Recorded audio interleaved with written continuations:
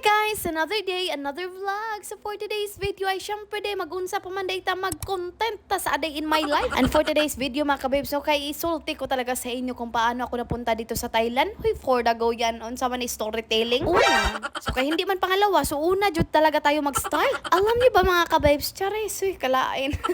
Bitaw jama lang mga kabibs, so paano ba talaga ako napunta dito sa Thailand?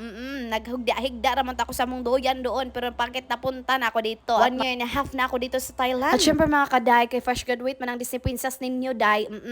Una talaga, ang plano talaga namin na kay pumunta doon sa aming GOGT-han doon sa Cebu dahil nga day pinapa-apply kami doon, pero hindi kami pumunta kay mga gahi mag-ulo. Agoy. Hindi talaga lalim kapag travel agency day. Kung may kulang day, hindi balanse day, hala day ikaw magtapal, kaya day yun yung na-experience ko no GOGT day, nagpahag man ang Disney Princess. Kaya hindi man chinek yung date day, kaya day nakatapal ang Disney Princess sa plane ticket.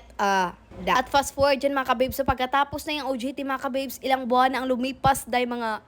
Teka lang ipon sana kung pila na ko kabuan nagtambay after ko ning graduate 8 months rin talaga ako tambay sa amin mga kabibs, kaya day naboboard na talaga ako, buti na lang talaga kay may nakita ako na video ni Jan Masong day, nakaka-inspire talaga siya day. At kung hindi talaga ako nakapanood, pwede naman pala na magturo dito sa Thailand kahit hindi ka education degree holder. Ay naku day, nag-call center na ang Disney Princess doon sa Cebu. Baka puyat era na tayo ngayon day, at baka lumaki na din yung mata ko ng malala. Agoy.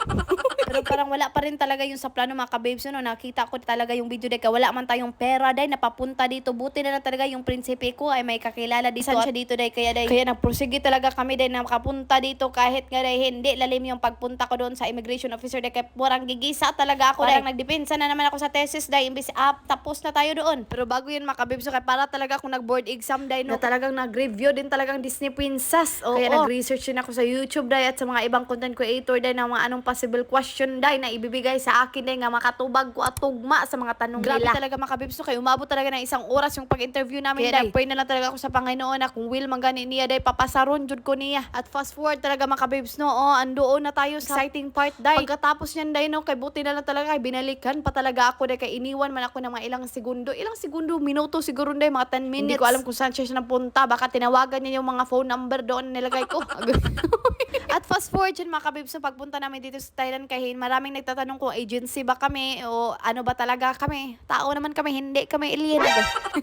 Bitaw mga Zaino, nagwo-walk-in talaga kami sa iba-ibang school na malapit sa stayhan namin. At syempre dahil yung iba ay nagsisend kami ng mga email. At syempre may mga school naman talaga pero hindi namin tinatanggap dahil nga malayo. Kaya nga dahil sa kaartehan ng Disney Princess ayaw ng malayo. Dahil syempre dahil 5 to 6 hours dahil biyahe galing pa Bangkok. May mga papeles ka pa na kailangan need sa Bangkok o bibiyahe ka pa papunta doon. Malayo na kayo kaya hindi ko na tinatanggap. Kaya nagtambay na din ang Disney Princess dito sa Thailand. 1.5 month man siguro to dyan. Kasi pagpunta namin dito mga kabibs, so kay bakasyon for the go. Kaya wala pang pasok. At meron din ng mga agency dito mga kabibs, pero hindi ko alam kung anong mga agency dahil. At sa school ko pala ngayon mga kabibs, kay direct hire ako dahil nga dahil ako yung pumalit ng kaibigan ko na pumunta na doon sa Pinas. Grabe talaga yung tawa ko dito mga kabibs, kay tingin ninyo dyan kung paano nila gisingin yung kanilang kaklase.